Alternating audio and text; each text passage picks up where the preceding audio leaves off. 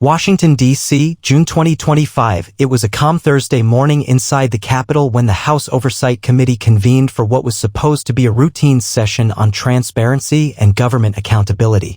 But this wasn't going to be just another meeting. The tension in the room was already crackling as opposing members of Congress gathered, divided more sharply than ever by the return of President Donald Trump to the Oval Office and his unapologetic dismantling of the previous Biden administration's legacy. At the center of the spotlight sat Jasmine Crockett, the passionate and combative Democrat from Texas's 30th District. Known for her no-nonsense approach and fiery rebuttals, she'd become a leading voice for the Democratic resistance in Congress. She was flanked by a sea of cameras, interns, and political allies. Across the room, watching closely, sat Karoline Leavitt, the youngest and most dynamic White House press secretary in U.S. history. Her words had become viral moments, her press briefings brutally efficient, and her loyalty to President Trump rock solid. Today, she wasn't behind a podium or a press gaggle. She was a witness called by House Republicans to answer questions on the new administration's information protocols. The moment Karoline entered the room, an icy hush fell over the chamber. "Good morning, Madam Secretary," opened Chairman Holt, a Republican from Missouri. "Before we begin, please state your name and position for the record." Karoline Leavitt, White House Press Secretary for President Donald J. Trump, she said confidently, her tone sharp as steel and clear as crystal. As the questions began, Leavitt deftly fielded answers about press transparency, national messaging, and public accountability. The Republican side looked satisfied. But things took a turn when Representative Crockett took the microphone. "I have a few questions," Jasmine said, adjusting her mic, "and I expect straight answers." Leavitt raised an eyebrow. "I wouldn't give you anything less, Congresswoman." The exchange began civilly, with Crockett attempting to frame the Trump administration as opaque and manipulative. But it wasn't until Karoline threw in an unexpected question of her own, one not officially on the record, that the dam broke.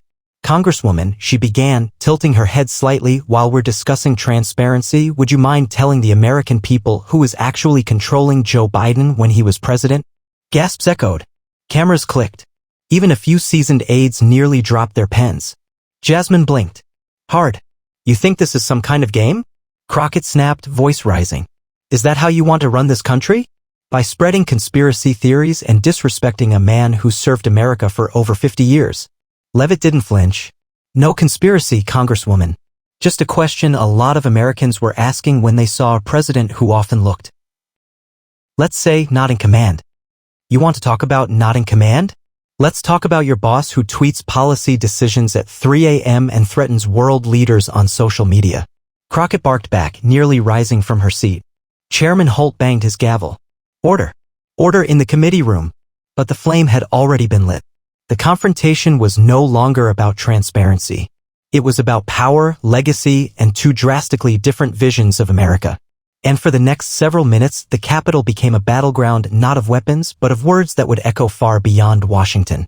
And that question, who was controlling Joe Biden, would ignite a media firestorm unlike anything the country had seen since the days of Watergate. The gavel struck again, but the sound was barely audible over the rising voices and collective murmurs now sweeping through the committee room like a brewing storm. "I won't sit here and allow the White House press secretary to peddle right-wing delusions," Jasmine Crockett shouted, her voice cutting through the clamor like a blade. "You have no right to question the mental fitness of President Biden, especially not after the clown show we watched for 4 years before his term." Karoline Leavitt leaned forward slightly, her hands folded neatly. "Respectfully, Congresswoman, millions of Americans did question his fitness. They had eyes, ears, and common sense. It's not delusion to ask why the leader of the free world needed note cards to greet foreign leaders or had handlers cutting his mic." The room snapped to attention again. Reporters' phones lit up. One news producer whispered into his earpiece, "This is going viral, keep it rolling." Crockett was furious. Her cheeks flushed crimson. She slammed her palm on the desk.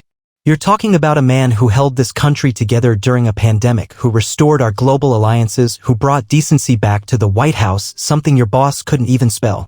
Karoline responded with practiced poise. "And yet somehow no one could answer who was making the real decisions during his term. Was it Ron Klain? Susan Rice? Barack Obama behind the scenes? Tell me, Congresswoman, were you ever told the truth, or were you following orders too?" That hit a nerve. Crockett stood up abruptly, knocking her chair back. "This is slander. And you're sitting here, under oath, making unproven accusations on record. Karoline didn't flinch. I asked a question, not made a statement. There's a difference. One I'd expect a congresswoman to understand. That drew a few audible oohs from the room. The exchange had officially gone off script. Chairman Holt again tried to restore order, but neither woman was willing to back down. Crockett leaned across her microphone, pointing directly at Karoline. You and your administration are an embarrassment to American democracy.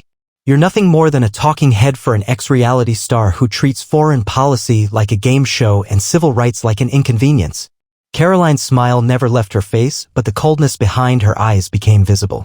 And yet here we are again. The American people spoke. President Trump is back in office and I am back at this podium. Maybe you should ask yourself why your side lost and keeps losing.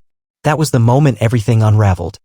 The committee room descended into a cacophony of overlapping voices, protests, and heated exchanges. Security was summoned to make sure things didn't escalate physically. The incident was already being clipped and captioned by every major news outlet. Within minutes, hashtags like #CrockettMeltdown, #Leavitt versus Crockett, and #Who Controlled Biden began trending on X, formerly Twitter.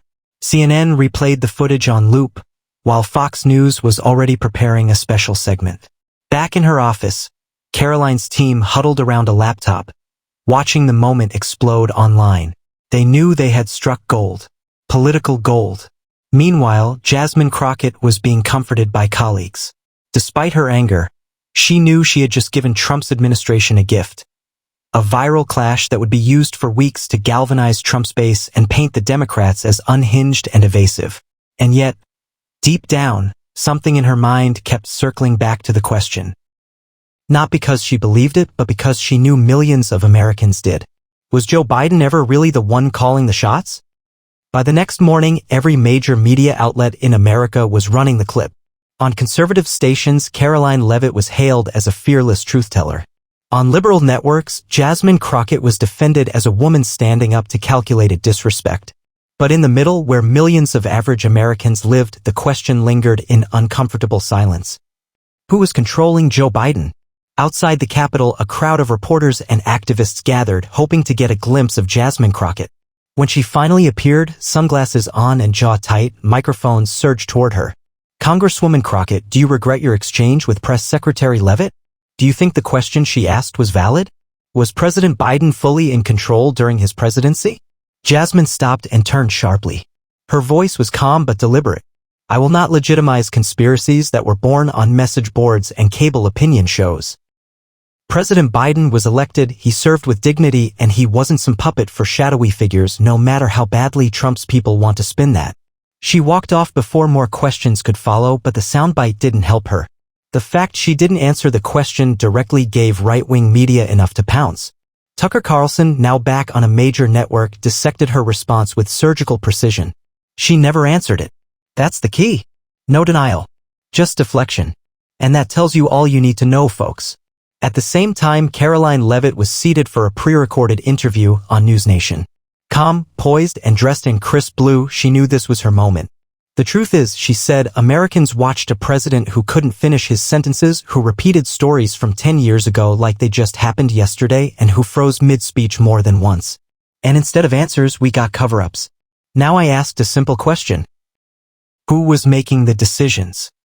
The interviewer, caught off guard, pressed her, do you actually believe someone else was controlling the former president? Karoline paused, then offered a strategic half-smile. I don't believe I'm asking. And the panic we saw yesterday proves just how terrified they are of that question being taken seriously. The clip racked up 4 million views in 6 hours.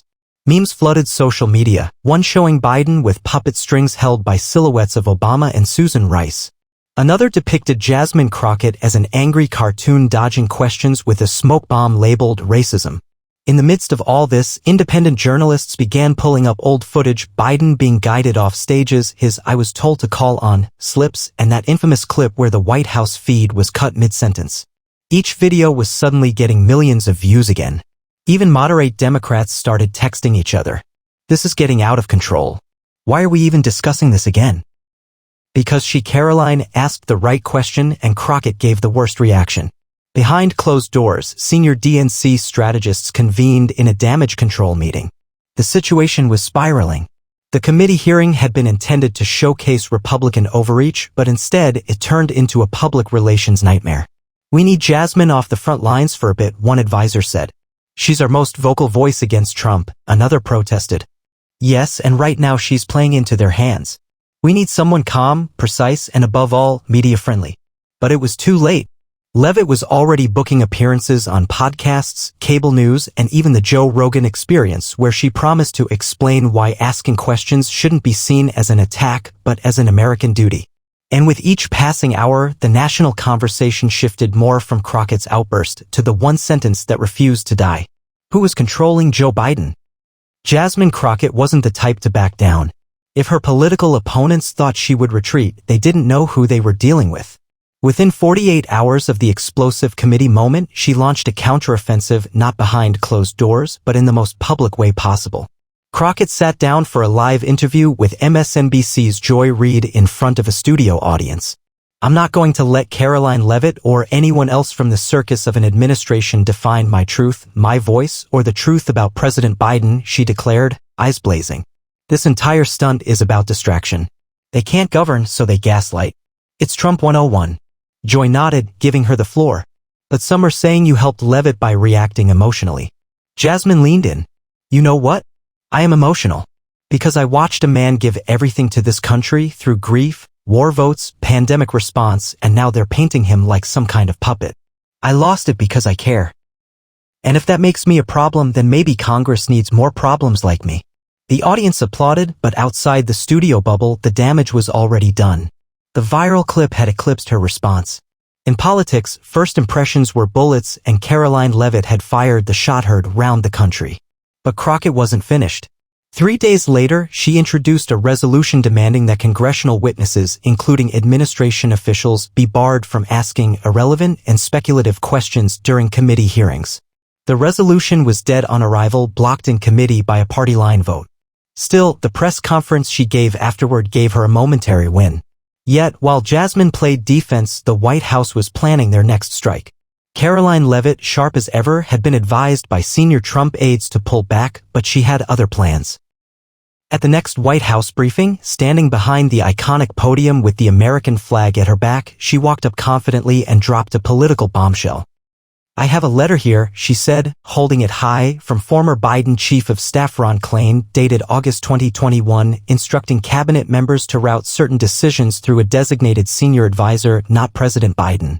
Reporters erupted in chaos. "Are you saying the president was bypassed?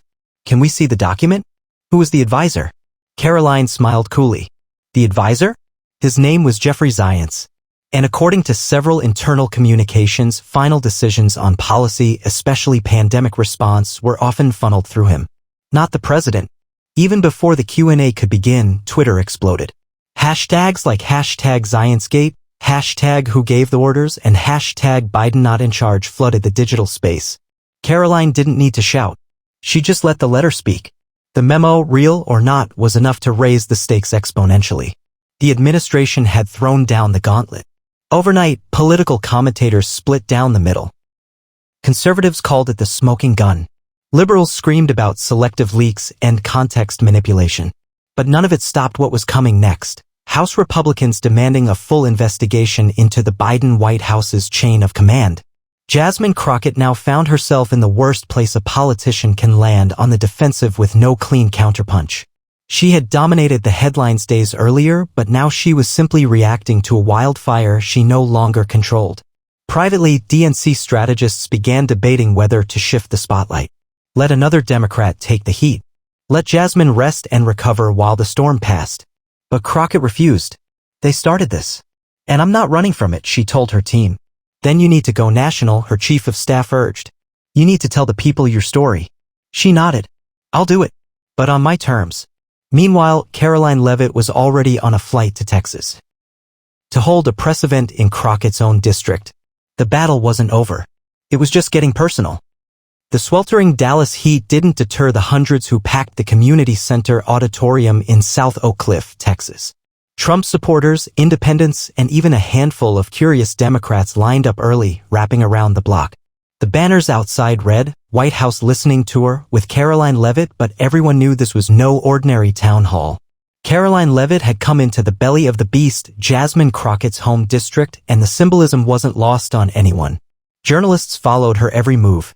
Was it a bold move? Yes. A trap? Maybe. But Karoline knew one thing for certain: visibility wins. Inside, the crowd buzzed with anticipation as Leavitt took the stage. "Thank you for welcoming me into your community," she began, standing beneath the red, white, and blue stage lights. "I didn't come here to throw stones. I came here to listen. But I also came here to tell the truth." As she launched into a breakdown of energy prices, border policy, and school choice, she was interrupted by a sharp voice from the back. "Why are you even here?" a woman shouted. "You don't represent us." Karoline didn't flinch. "That's exactly why I'm here. Because for too long, only one voice has spoken for this community. But democracy means choice. Debate. And yes, sometimes hard questions." She paused for effect. Like, who is really running your country when Joe Biden sat in the White House? The crowd roared, half with cheers, half with gasps. At that exact moment, a back door opened and Jasmine Crockett herself walked in. Phones shot into the air. Even Karoline was taken aback. Wearing a royal blue blazer, Jasmine strode confidently down the aisle, making her way to the stage. The moderator, caught completely off guard, whispered to staff, "Do we let her speak?" Karoline answered that question herself by stepping aside. "You want to respond, Congresswoman?" she asked, handing over the mic. Jasmine nodded slowly, taking it. "This is my district," she said, scanning the audience. "These are my people. And you're right about one thing, Karoline, people deserve to hear the truth." She took a deep breath. No one was controlling Joe Biden. You want to know what happened in those rooms? I'll tell you. We had experts, advisors, debates. And yes, sometimes the president listened more than he spoke because he respected knowledge. That's called leadership, not weakness. The crowd was quiet, hanging on every word. Your president tweets from a golden toilet and calls that leadership. Ours built coalitions and called that responsibility. Karoline smiled slightly, taking the mic back. And yet, it still doesn't answer why Americans were never told who had the final say. It's okay to have advisors. But the question remains, who made the calls when Joe Biden couldn't?